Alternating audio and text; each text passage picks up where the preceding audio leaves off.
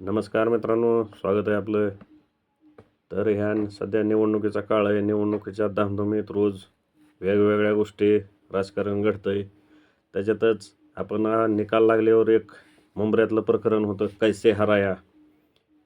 कैसे हराया म्हणल्यावर तुमच्या लक्षात आलं असेल की कैसे हराया ही एक सहर शेख नावाची मुलगी तिथली नगरसेवक झाली आणि तिनं ती विजयी सभेमध्ये तिचे वडील युनुस शेख मुंब्रामध्ये एका प्रभागामध्ये त्यांचे AIMIM म्हणजे MIM पक्षाची ओवीसीच्या पक्षाकडून निवडून आलेली एक नगरसेविका नवीन, आणि तिनं ते भाषणामध्ये विजयी सभेमध्ये कैसे हराया म्हणून जितेंद्र आव्हाड यांना डिवचलं होतं.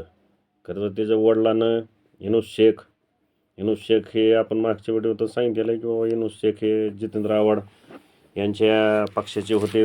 25 वर्षापासून त्यांनी जितेंद्र आव्हाडासोबत काम केलेलं आहे आणि यावेळेस मुलीला तिकीट मागत होते, पण त्यांनी जितेंद्र आव्हाड यांनी तिकीट दिलं नाही. त्याच्यामुळे यांनी MIM पक्षात प्रवेश करून तिकीट मिळविलं आणि त्या प्रभागामध्ये 5 नगरसेवक MIMचे आले आणि मग विजयी सभेमध्ये मोठ्या प्रमाणात टीका केली तिच्या वडिलांना युनुस शेख यांनी जितेंद्र आव्हाडांवर.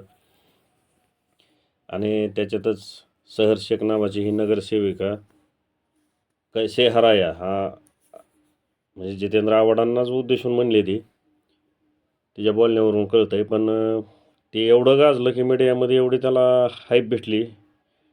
जवळ ती हिंदी मीडियामध्ये सुद्धा गेलं हे प्रकरण आणि त्याच्यावर डिबेट झाल्या हिंदी मराठी चॅनलवर, न्यूज चॅनलवर बऱ्याचशा की कैसे हराया.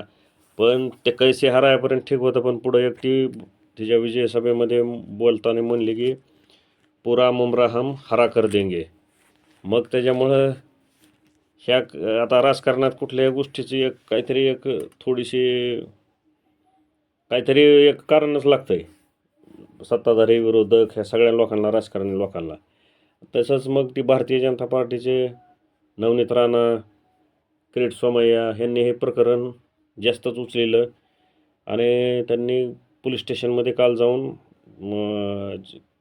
किरीट सोमय्या यांनी त्यांच्यावर केस केली पाहिजे, ह्याच्यावर देशद्रोहाचा गुन्हा टाकला पाहिजे, असं तसं भारत तोडण्याची भाषा ही असं म्हणून तिच्यावर केस करा असं पोलिसावर दबाव आणला आणि पोलिसांनाही सहर शेख ह्या नगरसेविकेवर नोटीस पाठवली तिला की बाबा ही प्रकरण काय आहे, ह्याचं तुम्ही माफी मागा किंवा इथं येऊन त्याचे उत्तर द्या. तर तिनं आज लेखी पोलीस स्टेशनला, मुंब्रा पोलीस स्टेशनला लेखी माफीनामा पाठविला आहे. मग ह्याच्यावर पण आता डिबेट होणार की बाबा आपल्या मीडियाला तर काही ना काय कारणच लागतं आहे. तर ह्याच्यावर बऱ्याच भारतीय जनता पार्टीने जास्त उचलेलं आहे प्रकरण. अनेक हिंदू संघटनेने किंवा त्यातल्या त्यात नवनीत राणा असं म्हणले की बाबा ह्या देशात ही छत्रपती शिवरायांचा महाराष्ट्र आहे, इथं फक्त भगवा आणि निळाच फडकल, भगवा हिरवा फडकणार नाही, असं तसं. आणि ही देश तोडण्याची भाषा आहे, ह्यांची देशद्रोहाची भाषा आहे. मग हळूहळू मुंब्रानंतर महाराष्ट्र आणि ह्यांना देश ताब्यात घ्यायचा आहे, असं तसं वक्तव्य केली. मग आज त्याच्यात छत्रपती संभाजीनगरचे माजी खासदार इम्तियाज जलील, जे MIM पार्टीचे प्रदेशाध्यक्ष, तेही तिथं येऊन म्हणले आता काय करणार ते करा, तिचं काय चुकीचं नाही. असं तसं रोज राजकारण काय ना काय आपल्या महाराष्ट्रात घडतं आहे. इकडं महापौराचं वेगळंच राजकारण आहे आणि इकडं मुंब्र्यातलं एक वेगळंच प्रकरण आहे. तुमचं काय मत आहे याच्यावर नोंदवा. जय हिंद, जय महाराष्ट्र.